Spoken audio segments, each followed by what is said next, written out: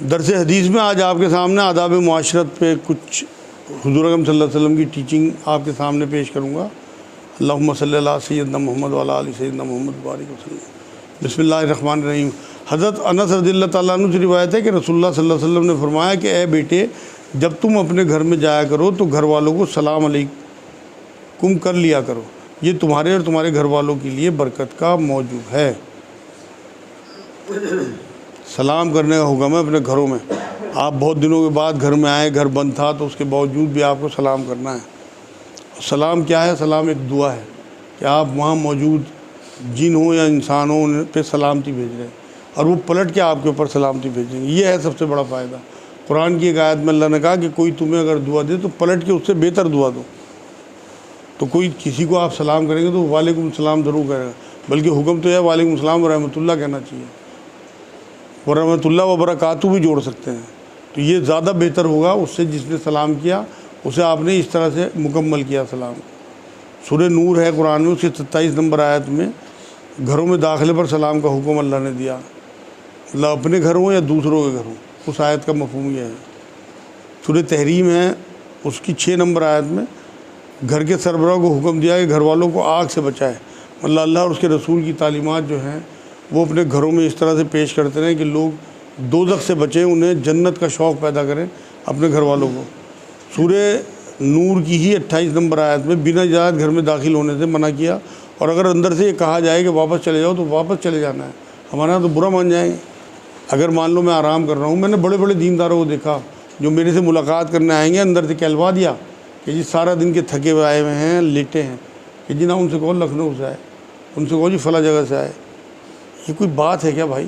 ایک بار آپ کو منع کرا دیا، نہیں میرا موڈ ہے ملنے کا، نہیں میری صحت ہے، قرآن یہ کہتا ہے کہ واپس چلے جاؤ، پھر کوئی ٹائم لو۔ اگر آپ ٹائم لے کے آتے ہیں اور میں نہ ملوں آپ سے، پھر تو میری غلطی ہے۔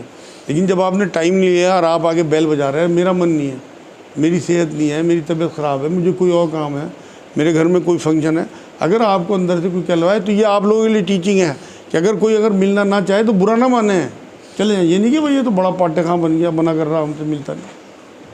قرآن کی ٹیچنگ یہ ہے کہ آپ کو واپس آ جانا ہے بنا برا ماننے۔ یہ جامع ترمذی کی حدیث تھی۔ حضرت عبداللہ بن بصیر رضی اللہ تعالیٰ عنہ سے روایت ہے کہ رسول اللہ صلی اللہ علیہ وسلم جب کسی کے دروازے پر تشریف لاتے تو مکان پر سامنے نہیں بلکہ چوکھٹ کے دائیں یا بائیں جانب کھڑے ہوتے اور فرماتے السلام علیکم السلام علیکم۔ سنن ابو داؤد شریف کی حدیث پاک ہے۔ یہ بھی ہماری ٹیچنگ کے لیے ہے۔ نبی سے تو ہر آدمی ملنا چاہتا تھا کہ ہم دیکھ لیں، نبی ہمیں دیکھ لیں، لیکن نبی پردہ کر کے کھڑے ہوتے تھے۔ تو ہم بھی کسی دروازے پہ جائیں تو آڑ سے کھڑے ہوں، جس سے کہ اندر کوئی ایسی بچی ہو، کوئی عورت ہو جس سے دوپٹہ نہ ہو، اسے شرم آ جائے، کچھ اور دقت ہو، تو اس سے بہتر یہ ہے کہ آپ لوگ آڑ میں کھڑے ہوں، جو نبی کا طریقہ ہے، یہ سنت ہے۔ سورہ نور کی 61 نمبر آیت میں اللہ نے یہ بات کہی، گھروں میں جاؤ تو سلام کرو، یہ پاکیزہ اور بابرکت دعا ہے۔ گھر بند ہو، کوئی نہ ہو، تب بھی آپ سلام کر دو۔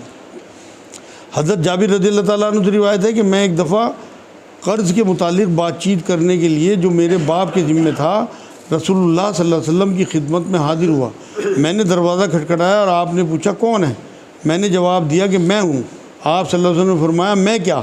گویا آپ صلی اللہ علیہ وسلم نے یہ جواب ناپسند فرمایا۔ تو اس لیے اپنا نام بتائیں جب بھی کسی کے گھر جائیں، یہ نہ کہ میں ہوں، بلکہ میں فلاں ابن فلاں یا میں فلاں۔ یہ صحیح بخاری کی حدیث پاک ہے۔ دوسرے یہاں ایک میں اور آپ کو آیت بتاؤں، سورہ احزاب کی 32 نمبر آیت ہے کہ اس میں اللہ نے یہ بات کہی ہے کہ عورتیں، ازواج مطہرات کے لیے آئی بات یہ، لیکن ٹیچنگ تو ہماری عورتوں کے لیے ہے کہ جب بھی کسی اجنبی سے بات کریں تو تھوڑا سا اپنا لہجہ سخت کر کے بات کریں، الفاظ سخت نہ ہوں، لیکن بدگمانی اس کے دل میں نہ پیدا ہو جائے کہ یہ میرے لیے کچھ اس کے دل میں نرم گوشہ ہے۔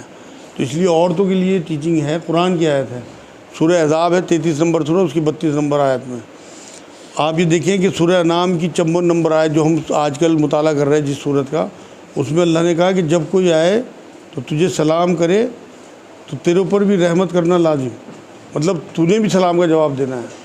اور اللہ نے اسی آیت میں کہا کہ میں نے اپنے اوپر رحمت کرنا لازم کر لیا ہے۔ اللہ اپنے اوپر کچھ بھی لازم کر سکتا ہے۔ سورہ نور کی ہی 58 اور 59 نمبر آیت میں اللہ نے ٹیچنگ بھی دی ہے معاشرے کو کہ 3 وقتوں میں کمروں میں جانے سے پہلے اجازت لینی چاہیے، بچوں کو بھی اور جو ملازم ہوں انہیں بھی۔ ایک صبح کا وقت نماز سے پہلے کا، ایک دوپہر کا قیلولہ کا وقت، اور ایک رات کو عشاء کے بعد کا وقت، کہ 9 کر کے جائیں۔ اتنا پیارا اسلام، اتنا پیارا دین، ہمیں ٹیچنگ ہی نہیں پتہ اللہ اور اس کے رسول کی۔ مطلب آپ کو بنا اجازت اپنے ماں باپ کے کمرے میں جانے یہاں تک کہا دوپہر کے ٹائم جب وہ کپڑے اتارے ہوئے ہوتے ہیں، اتنی تک اللہ رب العزت نے وضاحت فرمائی کہ اضافی کپڑے جو ہیں انسان اتار کے لیٹتا ہے، تو اس لیے اجازت 9 کر کے جائیں اپنے ماں باپ کے کمرے میں بھی۔ اپنے کمروں کا یہ روٹین بنا لیں کہ اگر کمرہ بند ہو تو کسی بھی قیمت پہ ایسے نہیں جانا۔ سورہ لقمان ہے 31 نمبر سورت، اس کی 19 نمبر آیت میں اللہ نے جو ہمیں ٹیچنگ دی ہے وہ ایک تو چال میں اعتدال، مطلب بہت تیز چال نہ ہو اور بہت دھیمی مری ہوئی چال نہ ہو۔ مومنوں کی چال جو ہے وہ ایک شان والی ہوتی ہے۔ نبی اکرم صلی اللہ علیہ وسلم جب چلتے تھے تو ایسا لگتا تھا جیسے کسی اونچائی سے اتر رہے ہیں، ایک باوقار چال ہونی چاہیے، بالکل مری ہوئی بھی نہ ہو کہ آپ لگے کہ بیمار جا رہا کوئی، اور بہت تیزی بھی نہ ہو کہ جیسے کوئی آگ بجھانے جانا کہیں، اتنی تیزی بھی نہ ہو۔ اور اسی آیت میں اللہ رب العزت نے بات کہی کہ آواز نیچی رکھو، اور اس آیت میں بدتر آواز گدھے کی بتائی۔ اپنی آوازوں کو پس رکھنے کا حکم ہے، بہت زور زور سے چیخنا، بولنا، لوگوں کو چیخ چیخ کے دبانا، یہ اسلام کے خلاف ہے۔ سامنے والے کی بات سنو کہ آپ کے خلاف ہے، ایسا نہ ہو آپ شور مچا کے اسے دبا لیں۔ سورہ مومنون ہے 23 نمبر سورت، اس کی 96 نمبر آیت میں اللہ نے کہا کہ بری بات کے بدلے بہت اچھی بات کریں۔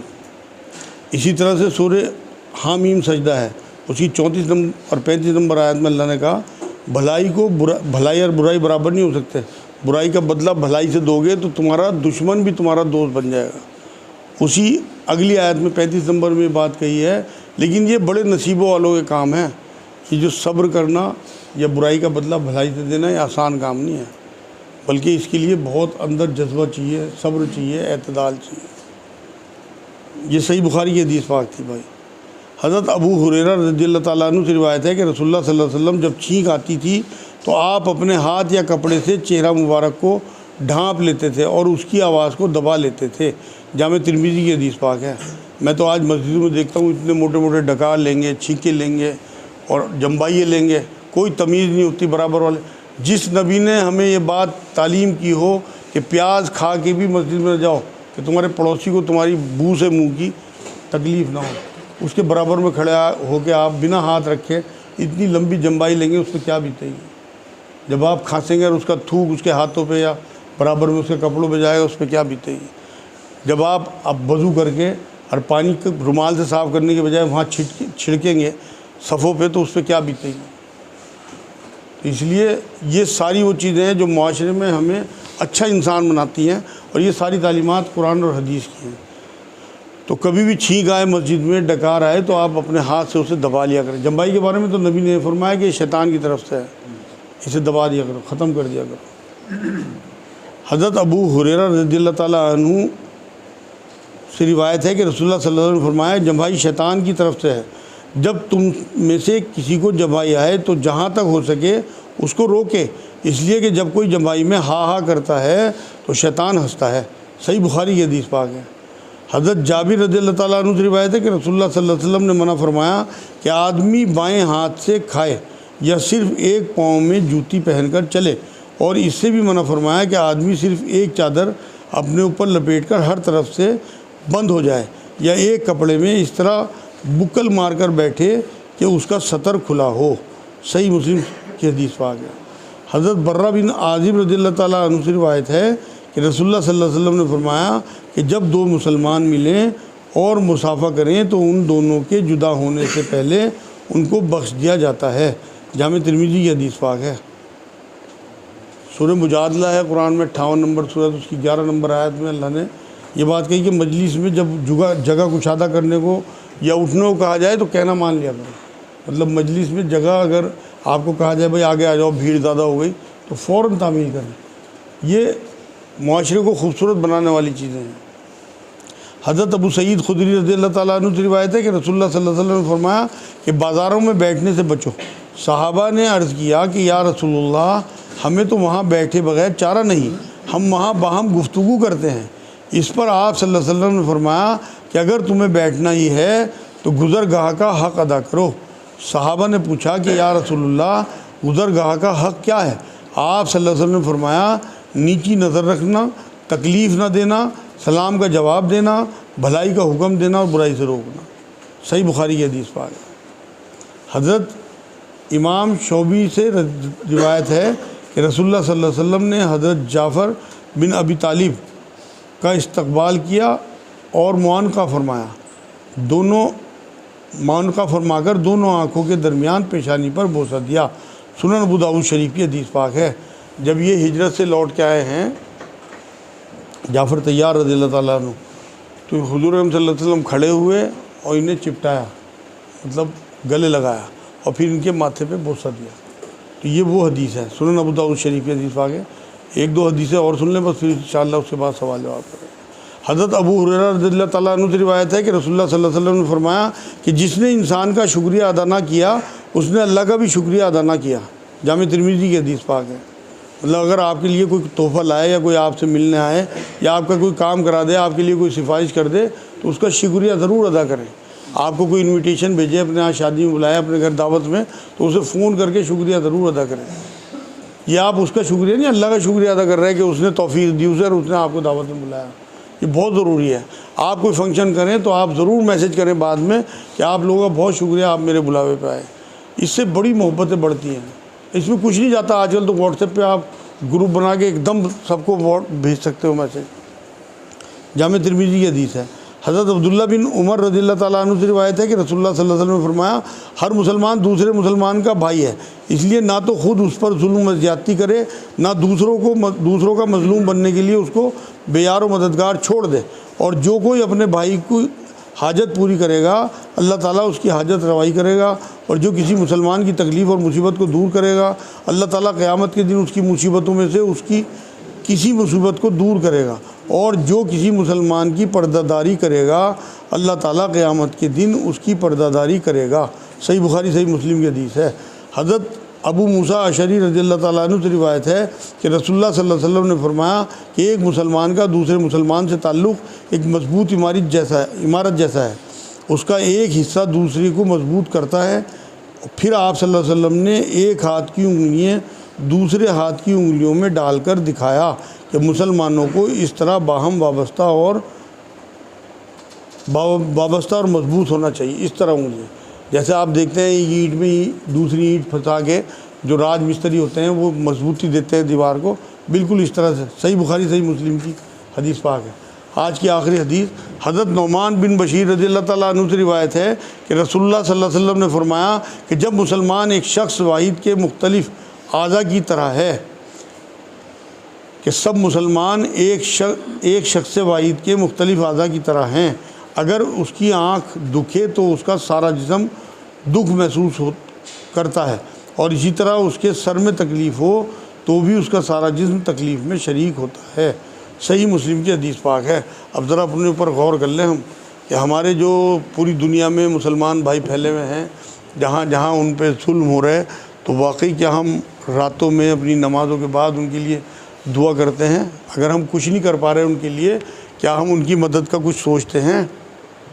کیا واقعی ہمیں سن کے تکلیف ہوتی ہے؟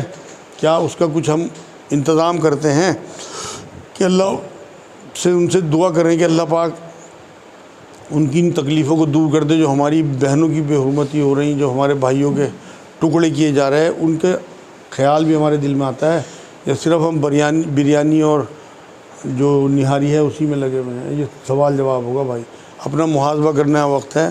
بہت برا دور ہے، اس لیے اپنی دعاؤں میں اپنے ان محروم بہن بھائیوں کو ضرور یاد رکھیں۔ وما علینا الا البلاغ۔